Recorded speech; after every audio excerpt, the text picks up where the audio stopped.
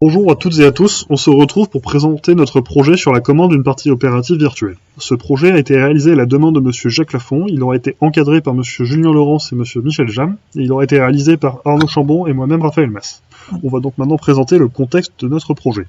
L'objectif de ce projet est de remplacer le support matériel et logiciel d'un module de travaux pratiques basé sur la découverte des systèmes temps réel.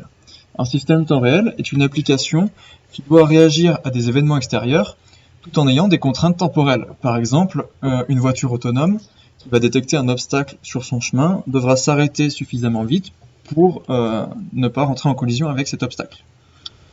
Donc pour cette découverte, l'étudiant aura à sa disposition un véhicule sur un simulateur dont il pourra régler différents paramètres tels que sa vitesse, la direction des roues de la voiture ou même les données d'un capteur télémètre. Donc notre travail sur ce projet est de créer une communication entre un microcontrôleur qui sera la cible de l'application et le simulateur qui est sur un PC. Donc tout ça se fait via USB, donc tout à fait classique. Et notre deuxième tâche est d'implémenter le noyau temps réel sur le microcontrôleur. Nous avons fait ce test sur plusieurs applications et plusieurs cartes. On va donc maintenant présenter les résultats que nous avons obtenus sur une carte. Donc dans un premier temps, on s'est occupé d'avoir une communication très simple, juste entre directement le microcontrôleur et le simulateur. Par la suite, on a pu rajouter le noyau temps réel qui est ici FreeRTOS. Comme on peut voir dans la vidéo, les résultats qu'on a obtenus sont améliorables. On a notamment le démarrage de la voiture qui est complexe, où la voiture part beaucoup sur la droite alors qu'elle devrait partir droit. Cela pourrait être réglable en utilisant les primitives du code qui sont données.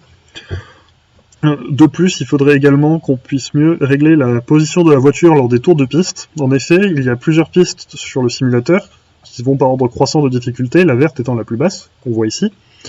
Et il faut que la voiture soit exactement réglée au centre afin de pouvoir passer les pistes suivantes. De plus, on s'est énormément concentré sur la partie communication avec le simulateur, ce qui est l'aspect le plus difficile à notre avis sur le projet, car il faut que cette partie soit tout à fait fonctionnelle afin que les étudiants n'aient pas à la gérer lors de leur séance de travaux pratiques. C'est quelque chose qui demanderait beaucoup de temps à débugger et ils n'ont pas le temps lors de séances de travaux pratiques de 4 heures. On va donc maintenant conclure sur notre projet.